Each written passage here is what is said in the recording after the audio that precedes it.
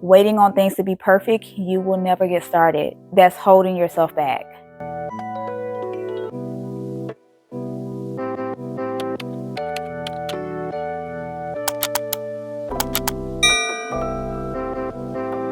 Hey y'all, welcome back to the Godsmylove channel. If you are new to this channel, my name is Shannon. I do faith-based videos, and let's be specific, I do Christian faith-based videos.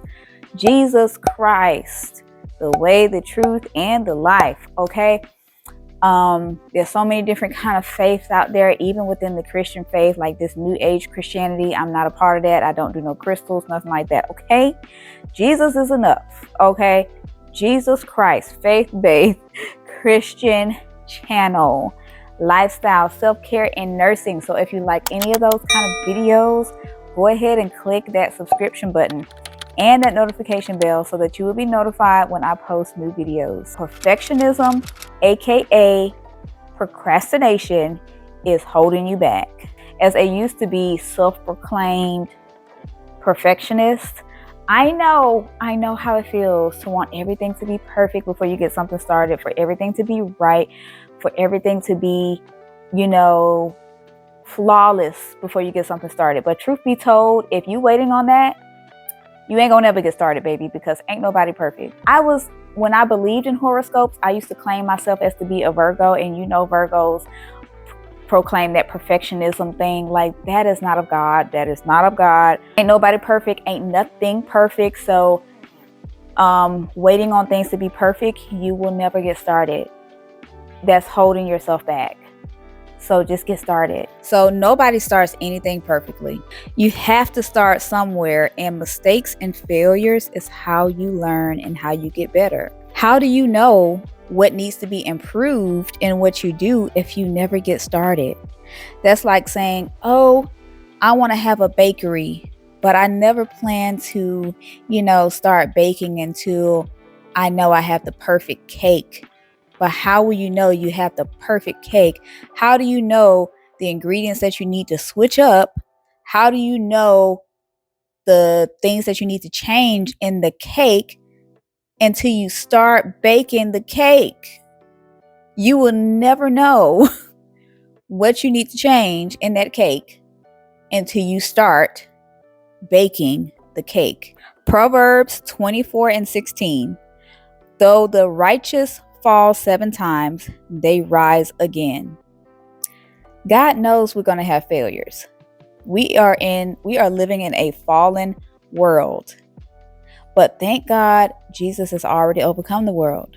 God goes before us. He knows what's going to go on way before he even made this universe. He knows how everything is going to play out. He knows everything. Nothing takes God by surprise. So instead of you trusting your own self, just get started. Let God guide you on what you need to do. He's already given you the unction to get started on what you know he's giving you the unction to get started on. He's already given you the desire to get started on that thing.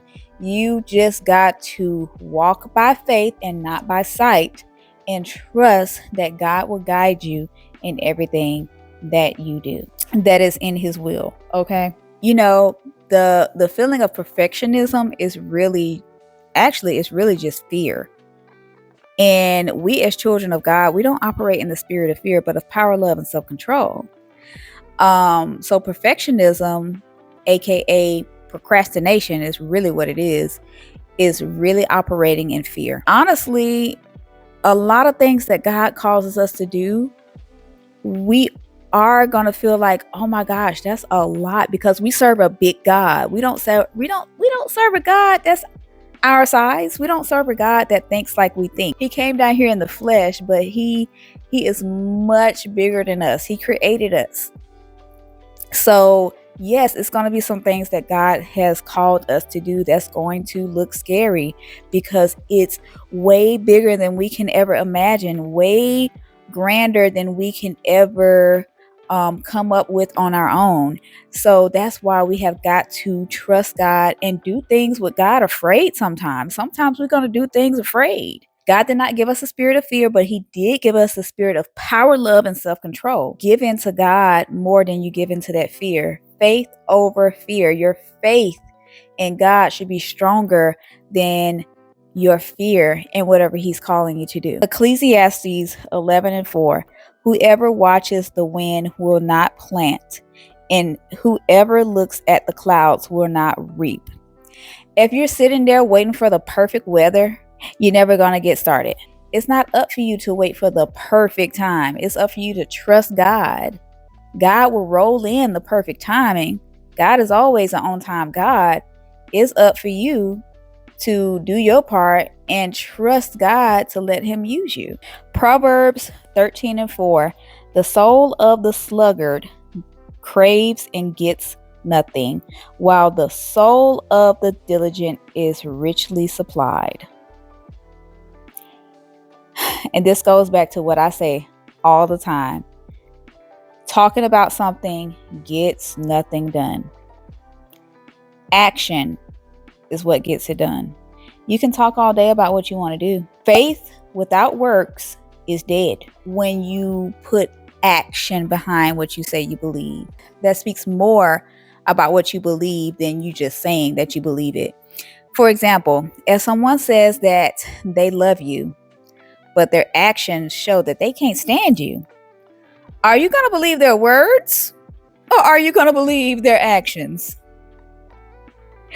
Same thing with faith.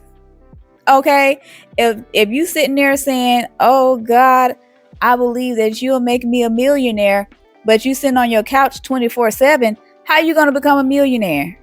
God has given you everything that you already need. Just ask him for the wisdom and the guidance on how to use what you already have. 1 Peter 4:10, each of you should use whatever gift you have received to serve others as faithful stewards of God's grace in its various forms. You don't have to be rich to do the things that God has called you to do. Whatever God has called you to do, he will make a way for you to do it. Do you really think that God is going to call you to do something and not provide everything that you need? That don't make sense. The enemy will try to make you feel like that. Tell him to shut up. Tell him to shut up. You have to put him in his place. I'm telling you. You have to put him in his place. The enemy will make you feel like, oh, but God, this is too much. Yes, by yourself, it absolutely is too much.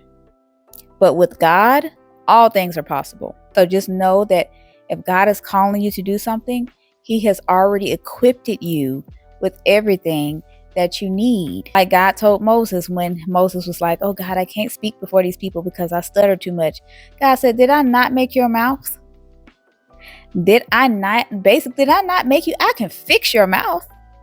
I made it. God would not ask us to do something with the thought of us not following through with what he asks us to do.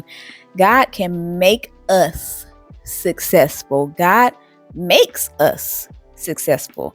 There is nothing that God cannot enable us to do.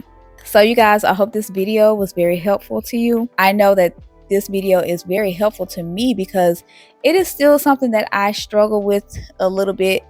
I've definitely gotten better with this, but it is still something that God has been working on in me for a minute. And I pray to continue to keep getting better and better with not worrying about how things look and things like that, but instead just doing what God has asked me to do. And perfect example, I was about to wait to do this video because my dishwasher was going and I was like, this is too noisy. And then do you know, as soon as I got started with this video, my dishwasher was done washing. As soon as I pressed record, my dishwasher stopped washing. Comment in the comment section down below some ways that God has shown you how to get out of perfectionism, aka procrastination, because we got to help each other. We got to help each other to be more godly, to do more of the things of God's kingdom, what he has called us to do, and to do it fearlessly with God, and to recognize when like, hey, no, this is not from God. This is not what God, how God wants me to think. This is from the enemy. This is not of God. And God don't want me to be stagnant. He don't want me to be procrastinating. He wants me to move forward with faith in him. Okay. Again, thank you for watching this video. I hope it was very helpful. God's blessings and love to you all.